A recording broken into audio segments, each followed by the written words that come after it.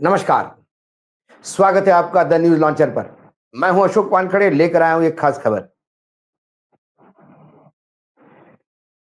जो आदमी इस देश में सबसे शक्तिशाली हो, जिसने फर्श से उठा के कईयों के अर्श पे बिठा दिया और जो अर्श पे बैठे थे, उन्हें बेरोजगार कर दिया या रिटायर्ड करवा दिया, जिसको भाजपा की भाषा में मार्गदर्शक मंडल कहा जाता है, उसमें बिठा दिया।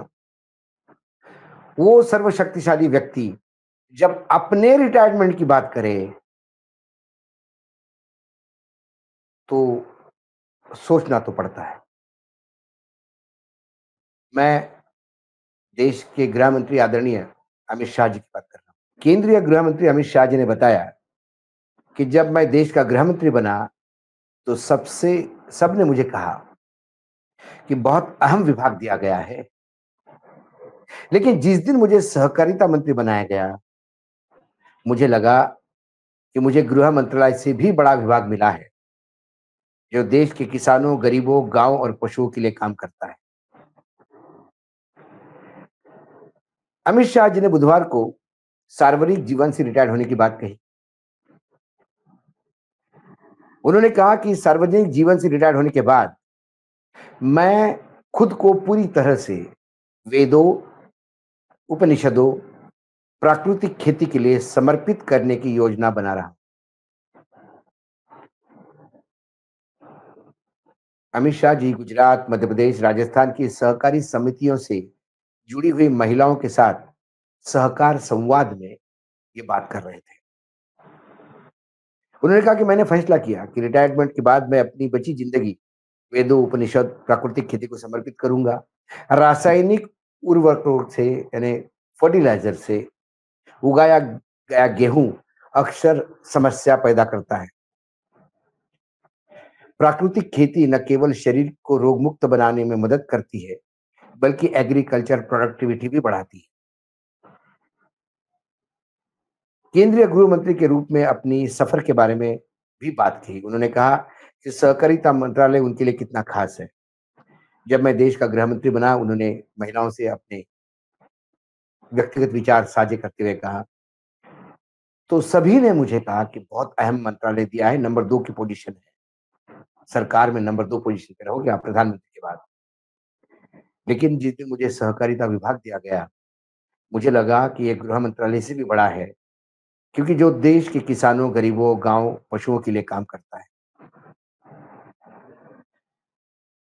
सहकार संवाद कार्यक्रम के दौरान अमित शाह ने स्वर्गीय त्रिभुवन काका के नाम पर त्रिभुवन सहकारिता विश्वविद्यालय की आधारशिला रखी।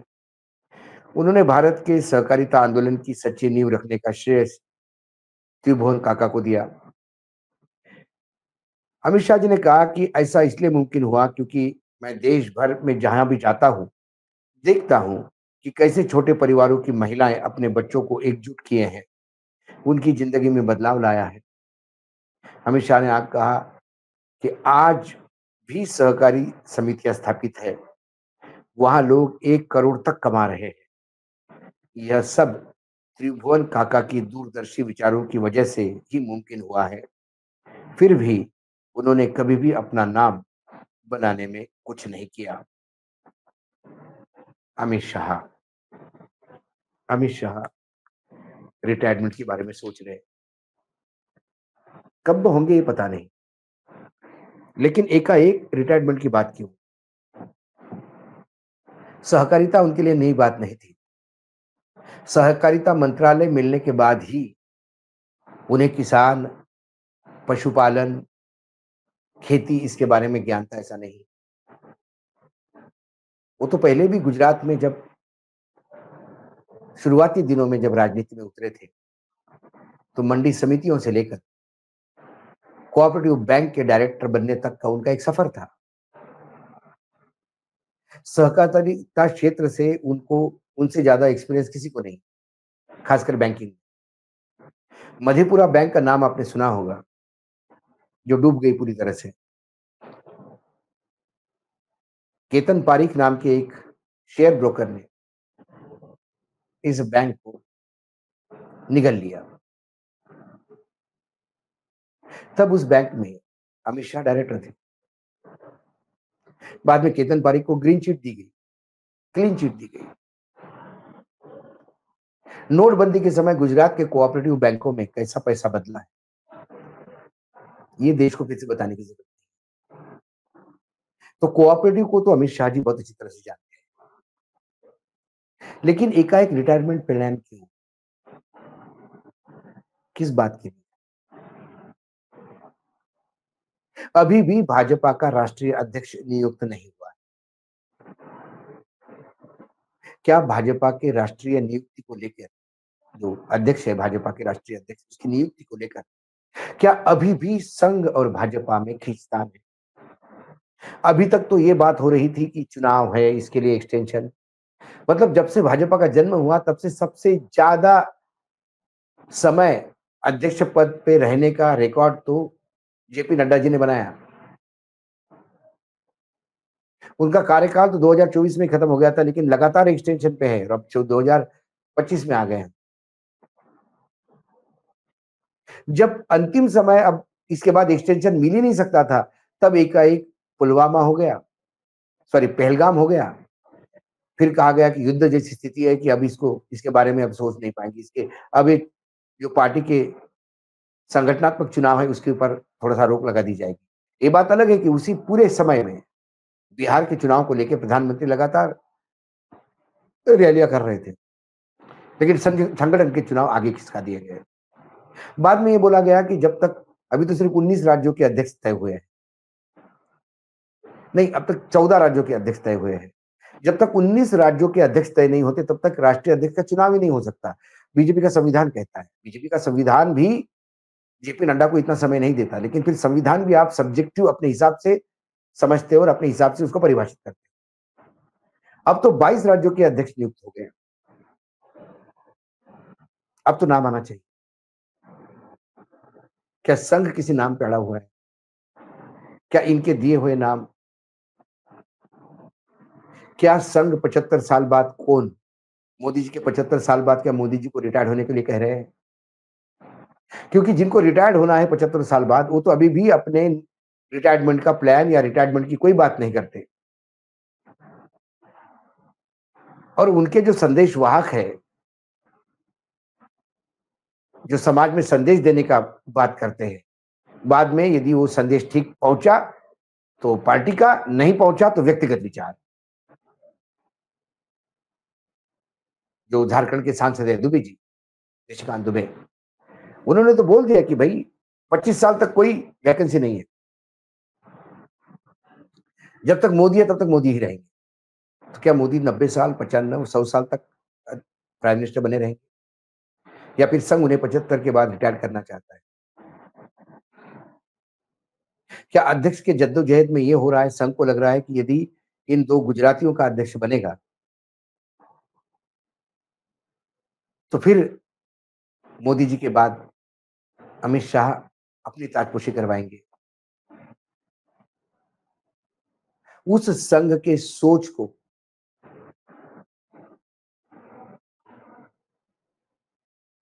डाइल्यूट करने के लिए अमित शाह जी ने अपना रिटायरमेंट का प्लान बता दिया कि आप डरिए मत हमसे, हम तो सही समय पे रिटायर हो जाएंगे, खेती करेंगे। क्योंकि जो काम वो करना चाहते हैं, उपनिषद, वेदों पे और खेती पे, उसके लिए उनको 5 साल के अंदर रिटायर होना पड़ेगा। 80 साल की उम्र के बाद आप वेद उपनिषद पे काम कर सकते हो, लेकिन कितने ऐसे 80 साल के युवा हैं जो खेतों में काम करेंगे? अमित शाह जी को शारीरिक, उनकी स्वास्थ्य भी ठीक नहीं रहता। कोई ग्रामीण क्षेत्र के लोग कहेंगे कि हमारे यहाँ 80-80, 85-85 साल के बूढ़े भी खेत में जाते हैं, लेकिन उन्होंने जीवन भर खेती की है। वो एसी गाड़ी में नहीं घूमे, लग्ज़रियस जीवन नहीं जिया। उन्हें धूप, बरसात, ठंड से कोई फ़र्क नहीं पड़ता। उनका शरीर इतना स्वस्थ है कि वो 85 साल में भी खेत में जा सकते हैं। क्या खेती करने की जो उम्र है अमित शाह जी की, वो क्या हो सकती है? ये मैं आप पे छोड़ता हूँ। क्योंकि यूँ ही अमित शाह जैसे नेता यूँ ही रिटायरमेंट की बात नहीं करेंगे और अमित शाह बहुत नपत-पला बोलते हैं। सहकारिता में प्रेम दिखाने के लिए खेती वगैरह की बात उनको करने की ज़रूरत नहीं। बहुत मितभाषी है। व्यक्तिगत निजी बातें बहुत कम करते हैं